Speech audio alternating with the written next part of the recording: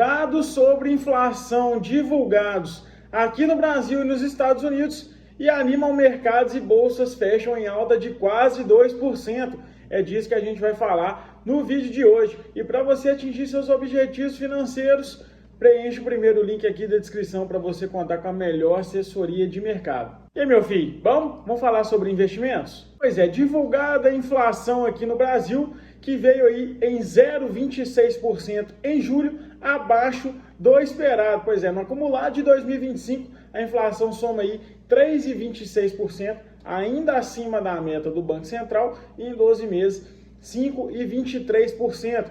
A máxima, né, ou seja, o Banco Central estimula ali o centro da meta, que é justamente 3%, e ele coloca bandas de tolerância de 1,5% para cima e 1,5% para baixo, que é justamente ali até 4,5% de inflação ou 1,5% de inflação, para justamente passar por períodos turbulentos de forma mais tranquila, mas a gente está passando aí por um período um pouco mais complexo, né? E por isso a gente ainda está acima da banda de tolerância ali altista das projeções do Banco Central. E para os próximos meses, né, até o fim do ano, a inflação está projetada aí para 5%. Mas nesse mês de julho, os números vieram abaixo das projeções de mercado, que as estimativas dos economistas apontavam aí para uma variação mensal de 0,37% em julho, e veio aí em 0,26%. E no acumulado de 12 meses a gente fecha em 5,33%.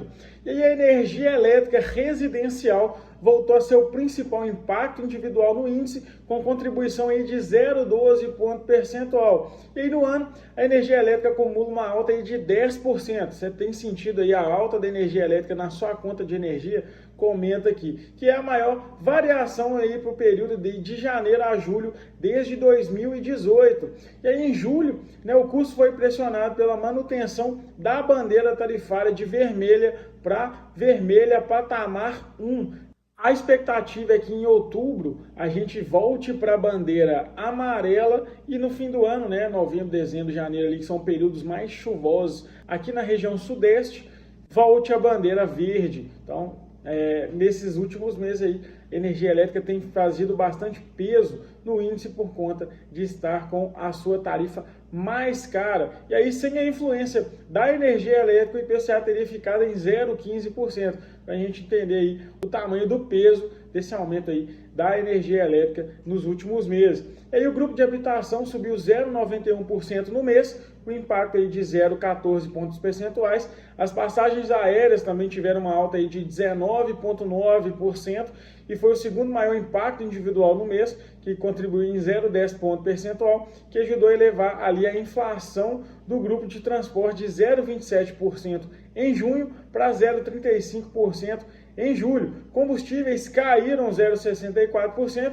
registrando aí recuos no etanol, no óleo diesel, na gasolina e no gás veicular. O grupo de despesas pessoais também subiu aí 0,76%, impulsionado aí pela alta de 11% nos jogos de azar, terceiro maior impacto individual de 0,05 pontos percentuais no índice geral. E aí, no lado das quedas, né, a gente teve aí no grupo de alimentação e bebidas um recuo de 0,27%, que foi a segunda queda seguida, puxada aí por índices como a batata inglesa, que recuou aí 20%, cebola, que recuou 13%, e arroz, que recuou aí praticamente 3% também.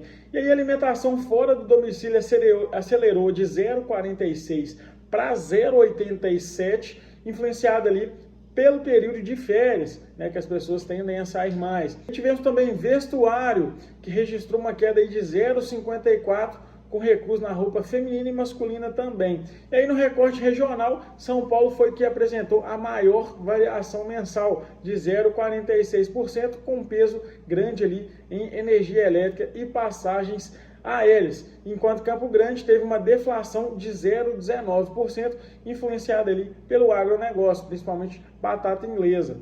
E aí a gente teve esses resultados que animaram os mercados, pois a inflação dando essa arrefecida e continuando, né, seguindo nessa toada, a economia também aparece, né, arrefecendo com os números que a gente viu do CAGED recentemente, trazendo ali um alívio no mercado de trabalho, e o Banco Central seguindo com um tom mais duro aí, de que vai manter as taxas altas por um tempo ainda muito longo. E aí fez com que algumas casas já projetassem a possibilidade de corte de juros já em janeiro, ante, né, a expectativa que estava mais para o fim do primeiro semestre do próximo ano. Então, isso é bem interessante. A gente teve o Banco Central aí pela 11ª semana consecutiva revisando a inflação para baixo. Então, a gente pode estar num caminho de inflação de volta à meta do Banco Central. Mas a gente tem pontos também de atenção ali com relação à inflação, principalmente ali com relação às tarifas dos Estados Unidos. Elas ainda não saíram do radar,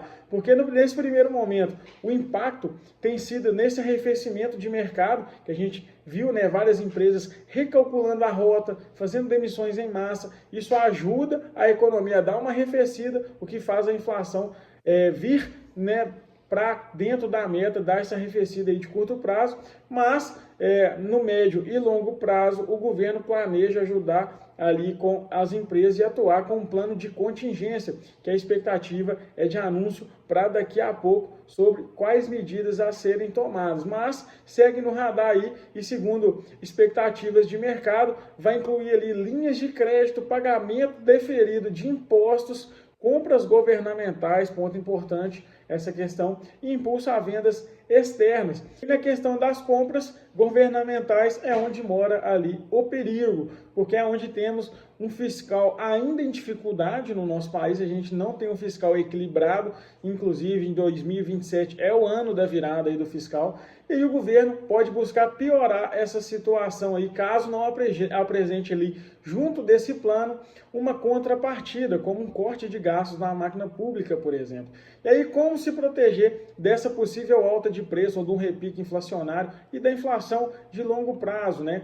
Aqui é interessante a gente buscar títulos indexados à inflação, né, ali títulos públicos, né, indexados à inflação, por exemplo, emissões bancárias de instituições sólidas e com boa classificação de risco, debêntures incentivadas aí, sem cobrança de imposto de renda ao investidor, e fundos de investimento aí, com gestão ativa em renda fixa são ótimas alternativas aí para você se proteger da inflação pensando no longo prazo. Outra classe de ativo também que pode ajudar a se proteger da inflação são justamente os fundos imobiliários.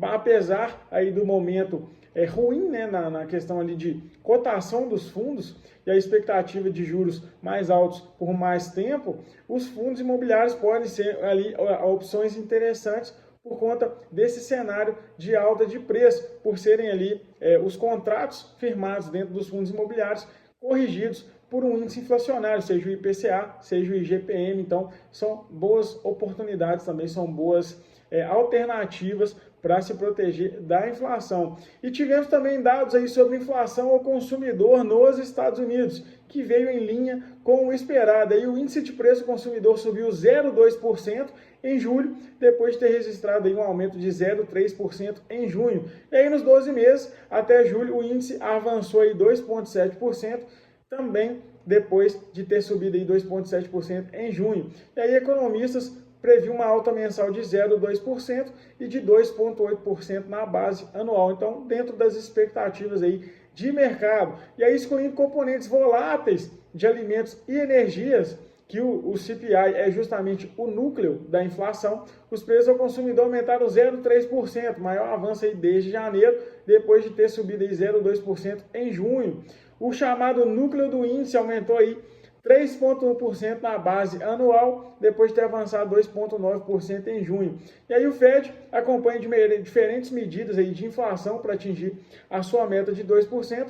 Antes dos dados aí do preço do consumidor, o CPI, os mercados esperavam que o Banco Central voltasse a cortar juros já em setembro. E aí depois do relatório fraco de julho, as revisões aí para baixo nos números de criação de vagas de maio e junho, a expectativa de cortes em setembro pelo Fed são aumentadas aí depois desses dados revelados, porque o payroll ali, que é os dados de empregos dos Estados Unidos, veio muito abaixo da expectativa de mercado. Mas ainda está na mesa as questões tarifárias também e como será sentido aí pelo mercado norte-americano, com possível repique inflacionário ou como algo temporário ali, como o Jerome Powell segue no discurso ali de esperar para ver, por conta muito ali da expectativa de repique inflacionário, por conta ali da expectativa em 2% de inflação nos Estados Unidos, e a gente está mais próximo de fechar em 3% do que em 2%. Então, o Jerome Powell adota essa postura de esperar para ver,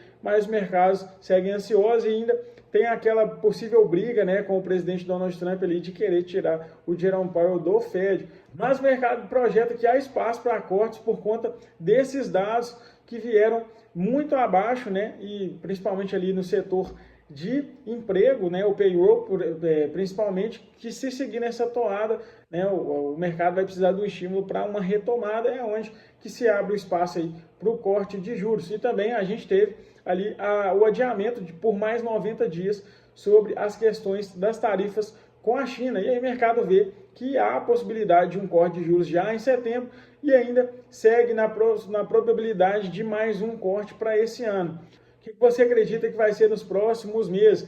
A gente vai seguir numa tocada de inflação voltando para o centro da meta aqui no Brasil e as coisas arrefecendo e voltando ao patamar normal e corte de juros nos Estados Unidos, se a inflação lá seguir dentro das expectativas e o mercado de trabalho seguir arrefecendo, comenta aí. Mas se você quer entender como que monta uma carteira à prova de crise, te convido novamente a preencher o primeiro link aqui da descrição. Então no vídeo de hoje é isso, vou ficando por aqui, até o próximo, valeu!